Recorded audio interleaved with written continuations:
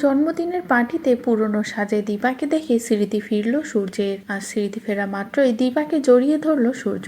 হ্যাঁ বন্ধুরা, অনুরাগের ছোঁয়ার আগামীতে আমরা এমনটাই দেখতে চলেছি।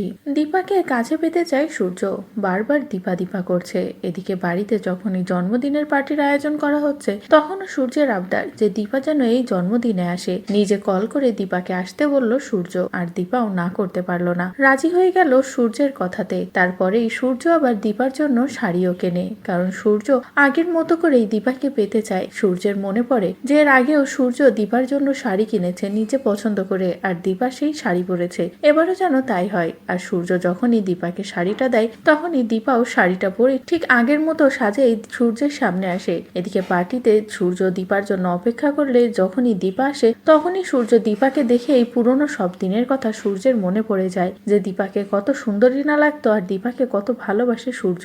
আর সবটা মনে পড়া মাত্রই পার্টিতে সকলের সামনেই দীপাকে বুকে জড়িয়ে নেয় সূর্য, আর বলে, দীপা, আমি জানতাম তুমি আসবে, তুমি আমাকে ছেড়ে আর কখনো যাবে না, আমি তোমাকে অনেক ভালোবাসি। যে কথা শুনে তো দীপাও দুর্বল হয়ে পড়ে। তো বন্ধুরা, এবার যদি সত্যিই এমনটা হয়, ভরা পার্টিতে দীপাকে দেখা মাত্র সূর্যের স্মৃতি ফিরে আসে, আর স্মৃতি ফেরার পরে দীপাকে বুকে জড়িয়ে নেয় সূর্য, তাহলে সেটা দেখতে তোমাদের ঠিক কেমন লাগবে কমেন্ট করে জানাও। পরবর্তী আপডেট পেতে চ্যানেলটি সাবস্ক্রাইব করো।